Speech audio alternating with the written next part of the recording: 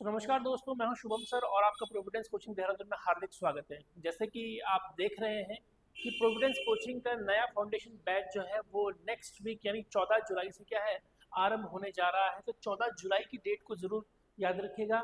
और 14 जुलाई से आपका पूरा का पूरा बैच जिसमें आपका GS, Uttarakhand, maths, reasoning, Hindi सब आपका स्टार्टिंग से होगा, ये शुरू होने जा रहा है। तो जितने भी लोग इस वीडियो को देख रहे हैं और चाहते हैं प्रोविडेंस कोचिंग से जुड़ना, तो आज ही आप अपना संपर्क कर सकते हैं।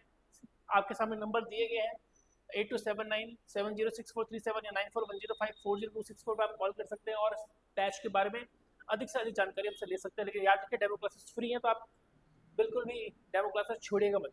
उसी क्रम में आज मैं आपके लिए जो हम पढ़ाने जा रहे हैं नेक्स्ट वीक से आपकी फिजिकल ज्योग्राफी हम लोग स्टार्ट करने वाले हैं। तो उसका एक टॉपिक आपको डेमो के रूप में आज आपके सामने लेकर आ रहा हूँ।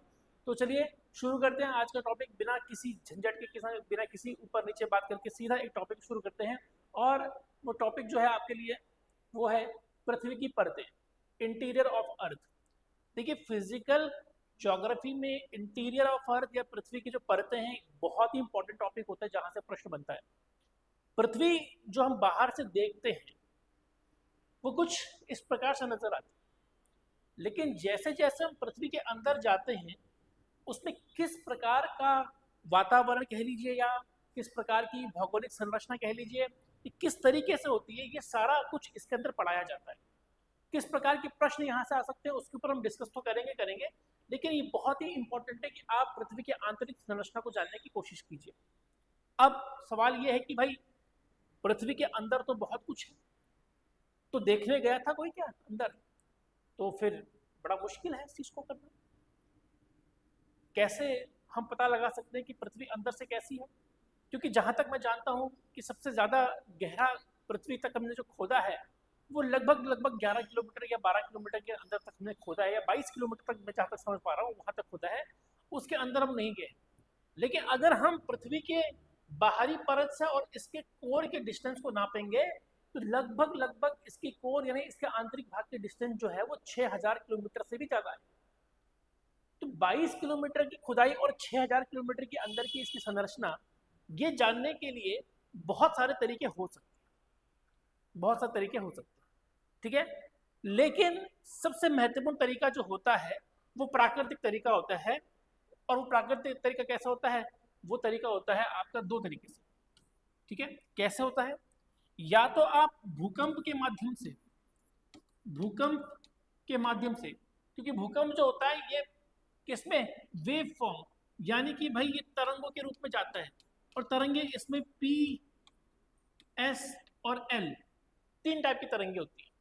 ये तरंगे एक जगह से उठती हैं और एक जगह से उठने के बाद वो क्या करती है, ट्रैवल करती है सब जगह से, और ट्रैवल करने के बाद दूसरी छोर पे क्या होती है, जाना शुरू कर देती है। तो तरंगों की हलचलों के माध्यम से भी हम ये जान सकते हैं कि किस प्रकार का क्या है वहां पर उसकी स्थिति, भौगोलिक स्थिति वहां पर हमें देखने को मिलती है। अब खास बात यह है कि तरंगे जो होती है वो आपको समझना पड़ेगा कि तरंगे कितने प्रकार की। मैं इतना डीप आज नहीं जा रहा हूं। तरंगे पी प्रकार की, एस प्रकार की, ठीक है। कि तरंगे जब चलती हैं तो इनको चलने के लिए माध्यम चाहिए होता है। माध्यम, ठीक है। माध्यम ठोस हो सकता है, माध्यम तरल हो सकता है, ठीक है। तो भाई जब ये तरंगे ठोस माध्यम में चलती, तरल माध्यम में चलती, तो कई कई बार ये लुप्त हो जाती है। तो जहां पर लुप्त हो जाती है तो वहां पर तरल था, क्योंकि जहां पर तरल होता है वहां पर जनरली पी वेव्स जो होती है वो नजर नहीं आती है। तो इसका मतलब हम ये कह सकते हैं कि हाँ भाई जहां पर पी वेव्स नजर नहीं आ रही तो वहां पर कोई तरल भाग रहा होगा। जहां पर पी वेव्स पूरा क्रॉस कर रही है तो हम ये कह सकते हैं कि ठोस भाग रहा होगा। तो इस तरीके से हम लोग इसको आइडेंटिफाई कर सकते हैं, ठीक है। क्लियर है? तो हम ये देख सकते हैं कि किस प्रकार से हम तरंगों के माध्यम से ये देख सकते हैं कि किस प्रकार से पृथ्वी की आंतरिक संरचना हो सकती है। वो ठोस भी हो सकती है, तरल भी हो सकती है, क्योंकि इन तरंगों के माध्यम से इसका आकलन किया जा सकता है। दूसरा, पृथ्वी अगर ठोस है तो ठोस में तत्व होंगे, और तत्व जो होता है इन तत्वों का विभिन्न घनत्व होता है। इनका क्या होता है? विभिन्न घनत्व होता है। घनत्व जो होता है ये भिन्न भिन्न प्रकार का होता है। जो ऊपर भाग में तत्व पाया जाएगा उस तत्व का घनत्व जो होगा वो आंतरिक भाग के तत्व से क्या होगा, बिल्कुल अलग होगा।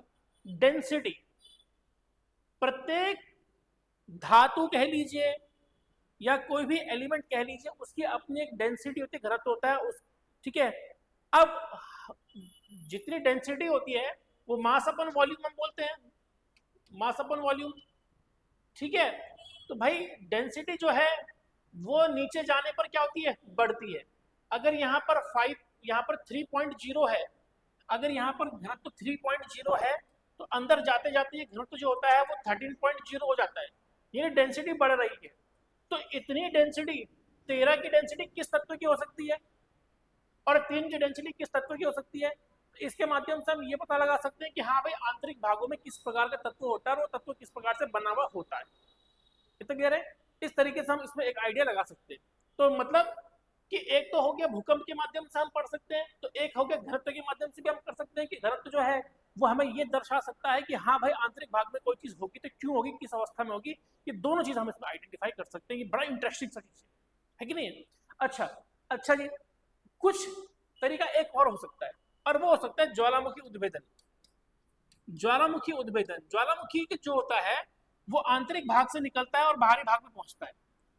तो अंदर से निकल रहा है, बाहर की ओर जा रहा है, तो स्वाभाविक है अंदर के जो तत्व होते हैं वो बाहर आते हैं। उनका जब हम अध्ययन करते हैं, अध्ययन करने के बाद हम लगा सकते हैं कि हाँ भाई उसके आंतरिक भाग में किस प्रकार से होगा, किस प्रकार से नहीं होगा, ये एक आइडिया हमारे पास क्या आता है, लग जाता है। इतना क्लियर है? यानी कि पृथ्वी की परतों को समझने के लिए हमारे पास प्राकृतिक माध्यम है, वैज्ञानिक माध्यम है, या उनको अगर और हम थोड़ा सा बढ़ाने की कोशिश करें तो भौगोलिक माध्यम है, रासायनिक माध्यम है। तो बहुत तरीके से हम उसको कर सकते हैं। क्योंकि देखिए रासायनिक विज्ञान में हम लोग क्या करते हैं कि भाई आइडेंटिफाई करते हैं कि कौन सा एलिमेंट कौन सा तत्व प्रस्तुत है। तो यानी कि इनके आंतरिक गुणों को अगर हम देखें तो रासायनिक माध्यम से या भौगोलिक माध्यम से हम इनके आंतरिक गुणों को देख सकते हैं, समझ सकते हैं। आई होप आप मेरी बात को समझ पा रहे हो, आई होप आप मेरी बात को समझ पा रहे होंगे। तो मतलब आप इतना तो समझ गए होंगे कि पृथ्वी की आंतरिक संरचना को पढ़ा जा सकता है। कई लोग सोचते हैं कि पढ़े कैसे, तो पढ़ने का एक तरीका है, पृथ्वी की आंतरिक संरचना को पढ़ा जा सकता है। अब कैसे पढ़ें, क्या पढ़ें, वही चीज हमें समझनी है। अब देखिए जो हम नेक्स्ट मंडे से शुरू कर रहे हैं उसमें जो इंटरनल स्ट्रक्चर है उसमें किस प्रकार का प्रश्न बन सकता है। जैसे कि आपकी जो पृथ्वी है वो यांत्रिक रूप से या रासायनिक रूप से कैसे कैसे भागों में बटी होती है।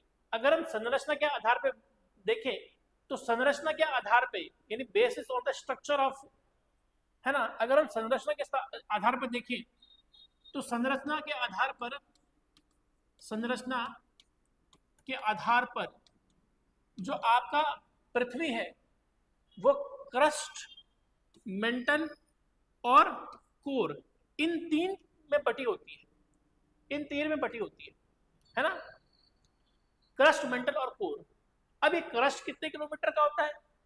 क्रस्ट ऊपर वाला भाग होता है, किसको लिथोस्फीयर बोलते हैं, किसको लिथोस्फीयर बोलते हैं, किसको मीजोस्फीयर बोलते हैं, किसको एस्थेनोस्फीयर बोलते हैं, किसको एस्थेनोस्फीयर बोलते हैं, किसको सियाल बोलते हैं, किसको सीमा बोलते हैं, किसको निफे बोलते हैं। ठीक है, कौन सी कॉनराड असंबद्धता होती है, कौन सी मोहो असंबद्धता होती है, कौन सी रैपिटी असंबद्धता होती है, गुटनबर्ग की असंबद्धता क्या होती है, लेहमन की असंबद्धता क्या होती है। ठीक है, क्लियर है? किसे प्लेट कहा जाता है, ठीक है, कहां पर तरल मैग्मा जुड़ा रहता है, ठीक है, औसत घनत्व पृथ्वी का क्या है।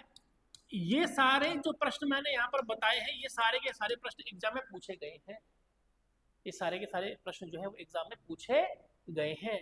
तो अगर आप चाहते हैं कि आपका ये टॉपिक बड़े अच्छे ढंग से हो, आप बहुत अच्छे ढंग से इसको समझें, तो अगले मंडे से याद रखिएगा कि फिजिकल ज्योग्राफी हमारे यहाँ पर शुरू होने जा रही है।